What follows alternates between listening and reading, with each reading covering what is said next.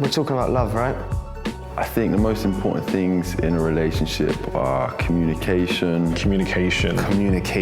Because that's kind of the foundation for everything, whether it's getting to know someone better, but also addressing issues as they crop up. Healthy relationship probably has to happen in the mind and the body, so realistically a healthy relationship looks like two people doing things together, spending time together. For me, being in a relationship is about happiness, and I think that means work, and it also means compromise. I think arguing is fine. You don't like too much, you don't want like 20 arguments a day. It's more the resolutions than the argument. Not just enjoy each other's company, but be able to grow in it with each other. But most importantly, is having someone who values you as a person and someone you can easily value. If both parties aren't afraid to be the brightest version of themselves and the smallest, most vulnerable version of themselves. I believe happiness comes from myself. Now that person can add to my happiness, but it cannot be my happiness. What does masculinity mean to me? It's just outdated, to be honest. It feels like it applies to like our dad's generation, I think. It's something that I've never sort of really dwelled on. I've never sort of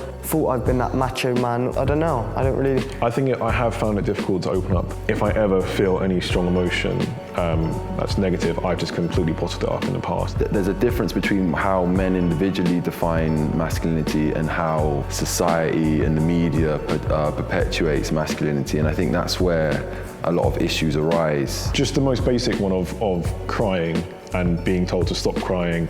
That's an emotion that you were expressing at the time, and then being told to not do that because of your masculinity. If you're too afraid to be weak, that means you're too afraid to be loved. I think being a real man is being caring, is being loving. When you can observe someone else's situation from outside of your own, I think that's when you can really start to understand, and you don't judge and you don't hate. What makes a real man, what makes a good human being, I think is maybe a more important question